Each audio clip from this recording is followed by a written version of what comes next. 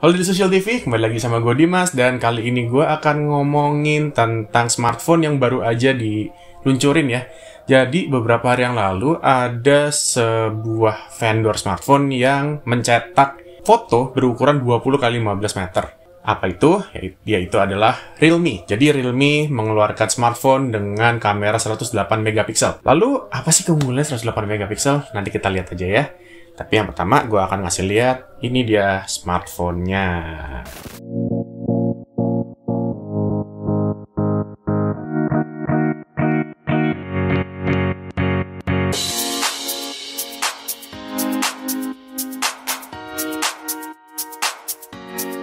Ini smartphone-nya seperti ini, dan ini dia sudah menggunakan Realme UI 2. Jadi mungkin mulai saat ini ya, Realme sudah tidak akan mengeluarkan smartphone dengan Realme UI yang pertama. Sekarang Realme sudah menggunakan desain di bagian depannya dengan punch hole ya, dengan lubang di sini yang merupakan sebuah kamera untuk selfie. Itu akan diaplikasikan di semua smartphone-nya saat ini mungkin.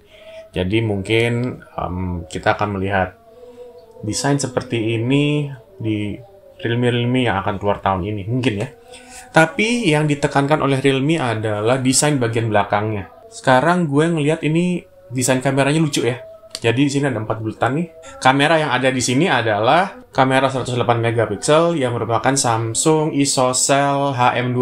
Jadi ISOCELL HM2 itu memiliki teknologi yang bernama nonapixel. Jadi dengan nonapixel itu dia akan menggabungkan 9 piksel menjadi satu, sehingga dengan kamera yang memiliki 108 megapiksel ini akan digabungkan menjadi satu menjadi 12 megapiksel. Jadi 108 dibagi 9, 12. Hasilnya gimana? Well, selama ini kita selalu melihat bahwa smartphone ini akan mengambil gambar di 12 megapiksel pada kondisi cahaya gelap maupun cahaya yang terang. Akan tetapi, apakah 108 megapikselnya itu gimmick? Tentu enggak. Karena apa? Karena si pembuat sensor ini juga mengatakan bahwa 108 megapiksel hanya bisa diaplikasikan pada saat kita mengambil gambar di tempat yang cahayanya terang. Oleh karena itu, tidak direkomendasikan untuk mengambil gambar pada saat remang-remang ya. Untuk mengambil gambar di malam hari pun juga resolusinya akan diambil di 12 megapiksel karena dengan 9 piksel tersebut, smartphone ini akan bisa menangkap cahaya lebih baik daripada hanya 1 piksel saja gitu. Lalu yang kedua adalah ini kamera ultra wide. Jadi ultra wide-nya ini bisa menangkap gambar dengan resolusi 8 megapiksel ya. Mungkin sekarang 8 megapiksel itu sudah menjadi sebuah standar ya untuk mengambil gambar yang lebih luas dengan 8 megapiksel saja. Yang ketiga adalah makro. Jadi makronya ada 2 megapiksel dan satu lagi ada black and white yang 2 megapiksel juga. Sekarang kalau misalkan dilihat di bagian belakangnya ada tulisan gede nih, Dare to Leap Realme. Nah ini adalah desain baru dari Realme ya. Lalu juga dia menggunakan desain yang namanya AG Crystal. Apa tuh AG Crystal? Dia itu menggabungkan tekstur kristal mineral alami dengan glossy sama matte, jadi digabung gitu dua-duanya. Well, menurut gue oke sih, karena ini tidak fingerprint friendly ya, jadi nggak ada fingerprint gue sama sekali di sini. Dan ini warna yang gue dapatkan adalah biru galaksi namanya. Nah, di bagian atasnya nih hanya ada satu titik mikrofon yang merupakan mikrofon kedua, mikrofon sekunder ya. Lalu di bagian kanannya ada tombol volume dan tombol power. Terus juga di bagian samping kirinya ya, ada slot SIM, nano SIM yang ada nggak hybrid ya, jadi dia ada 2 nano SIM dan 1 micro SD. Lalu di bagian bawah ada audio 3,5 mm, ada mikrofon, ada USB-C dan juga ada speaker. Selanjutnya adalah chargingnya ya.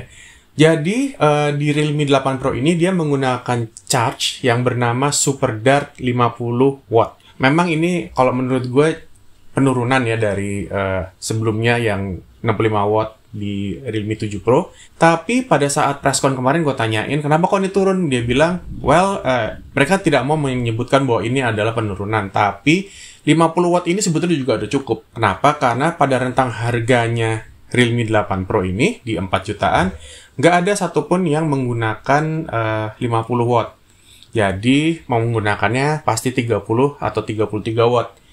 Sebetulnya menurut gue, ya 50 watt juga cukup sih, karena kalau misalnya kita charge pagi-pagi, katakanlah kita bangun tidur, kita nge-charge, kita mandi, kita dandan, kita mau berangkat keluar, harusnya sih udah cukup karena bisa nge-charge sampai dengan 48 menit. Janjinya sih 47 menit, cuman kalau di hasil tes gue sih 48 menit ya. Bedanya cuma semenit. Nah, tapi si Realme memberikan kepala chargernya itu 65 watt. Jadi bisa digunakan di semua smartphone Realme yang menggunakan 65 watt juga gitu loh. Which is, menurut gue, nggak terlalu masalah ya. Itu bahkan bagus karena pesaingnya juga masih menggunakan 30 watt yang nge-charge-nya sekitar sejam lebih lah. Kalau ini 48 menit, kurang dari sejam. Lalu baterainya juga sekitar 4500 mAh. Kalau misalkan yang seingat gue sih, baterainya ada dua. Jadi satunya adalah 2250, yang dia charge diisi langsung dua-duanya sehingga pengecasannya lebih cepat. Gitu. Jadi nggak satu baterai diisi dengan satu arah aja, tapi dua baterai langsung dua-duanya di charge. Gitu. Kalau misalkan dia menggunakan ini, sebetulnya gue juga nggak terlalu ingat yang ini plastik apa kaca ya, tapi yang pasti adalah ini benar-benar keras, nggak lembek-lembek gitu loh. Nah, untuk melindunginya Realme udah ngasih satu back case ya, jadi tinggal dimasukin aja, dan ini tidak menghilangkan keindahan desainnya kalau menurut gue. Oh iya, dia menggunakan Super AMOLED. Jadi dengan Super AMOLED ini dia juga bisa membuat fingerprint yang di bawah layar. Untuk tingkat sensitivitasnya cukup bagus ya. Jadi kalau misalkan gue pencet, udah pasti bisa kebuka. Nggak lama banget kayak generasi-generasi sebelumnya. Dan ini memang cukup cepat sekali gitu loh. Di review, gue tidak menjelaskan masalah game karena terus terang aja gue mendapatkan rentang waktu yang tidak terlalu lama ya, sehingga gue tidak bisa bermain game. Cuman, di 720G ini game juga pasti berjalan dengan sangat baik sekali. Kenapa? Karena ini juga salah satu chipset gaming dari Qualcomm ya, Snapdragon 720G. 720G ini menggunakan dua core Kryo 465 berkecepatan 2,3 GHz yang merupakan turunan dari Cortex A76. Dan di cluster hemat daya terdapat 6 Kryo 465 Silver dengan kecepatan 1,8 GHz yang merupakan turunan dari Cortex A55. Lalu graphic card-nya menggunakan Adreno 618. Jadi kalau misalkan untuk bermain game sih oke lah ya untuk setting medium ya. Kita tidak menggunakan setting yang menurut gue jangan menggunakan setting yang paling tinggi deh, karena ini juga chipsetnya juga bukan chipset yang flagship paling tinggi ya. Bukan seri 800. Jadi untuk main game-game dengan medium, well, seharusnya bisa. Lalu, kalau misalkan kita pakai untuk editing video, ini juga sudah cukup ya, sudah lebih dari cukup. Dan gue kemarin menggunakan Soloop. Nah, Soloop ini cukup mudah digunakan. Kalau misalnya kita mau lakukan editing video dengan gratis, nggak usah download lagi, nggak usah beli lagi, udah langsung ada gitu. Lalu, editing gambar juga cukup oke, juga cukup cepat ya, jadi tidak akan lemot kalau misalkan seperti di chipset-chipset yang mungkin di seri 400 atau bahkan di seri 600 gitu. Dia lebih cepat daripada keduanya itu, dan gue udah mencobanya sehingga gue juga udah bisa bilang bahwa gue selalu menggunakan editingnya pada saat mengambil foto, bahkan pada 108 megapiksel. Jadi hasil video dan gambar tadi yang gue edit itu cukup banget di internalnya yang 128 GB, dan cepatnya juga disokong oleh RAM yang memiliki kapasitas 8 GB LPDDR4X. Dan kalau misalkan kita ngeliat yang setipis ini ya, jadi Realme juga ngomong bahwa ini adalah smartphone dia yang tipis banget, 8,1 mm cuman. Dan ini nggak berat ya, nggak berat sama sekali. Jadi ini hanya 176 gram aja. Bayangin, ini benar-benar enteng banget. Kalau gue pakai smartphone seperti ini juga kelihatannya juga nggak malu-maluin ya, malah trendy banget gitu. Jadi yang sekarang gue mau ngomongin, kan tadi gue udah ngomong desain, gue udah ngomong kamera, dan gue udah ngomong masalah kinerja. Sekarang kita ngomong masalah like and dislike gue tentang smartphone ini. Pertama yang gue like adalah HM2. ISOCELL HM2 bikin smartphone ini memiliki gambar yang menurut gue hasil gambarnya paling bagus seantero Realme nomor dan juga Narzo kalau menurut gue. Ini worth it banget kalau misalkan lo pakai kemana-mana, lo mau ngambil momen apapun, bahkan pada saat nanti lebaran mau foto keluarga, gue rekomen banget ini. Kedua adalah kinerjanya 720G, walaupun mungkin sama dengan Realme 7 Pro dulu, cuman 720G cukup oke lah. Kalau misalkan di recycle dari 7 Pro ke 8 Pro, menurut gue masih oke.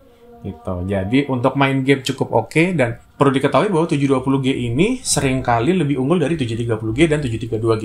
Yang ketiga, baterainya yang gede 4500 mAh dan juga 50 watt. Cepet banget nge-charge-nya. Yang keempat, oh iya, NFC.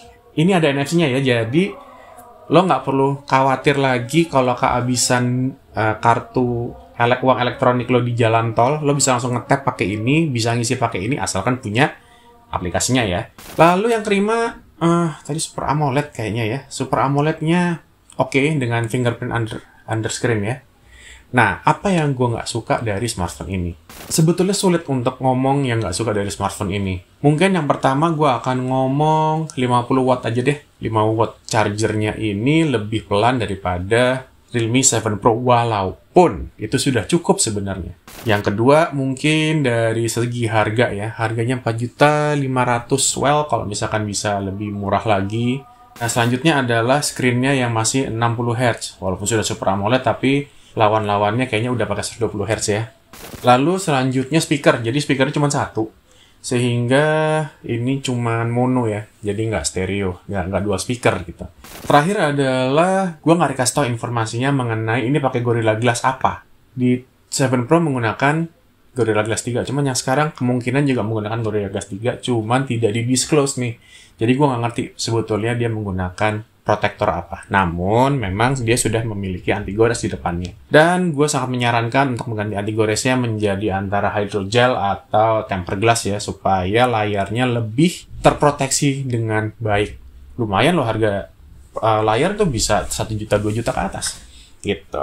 Kayaknya udah segitu aja dulu ya bincang-bincang kita mengenai Realme 8. Dan oh iya, gue mau ngucapin selamat berpuasa bagi yang menjalankan. Gue juga mau minta maaf kalau misalkan ada salah-salah kata. Mohon maaf lahir batin sebelumnya. Dan kayaknya udah segitu dulu aja. Gue Dimas, undur diri dan thank you udah nonton.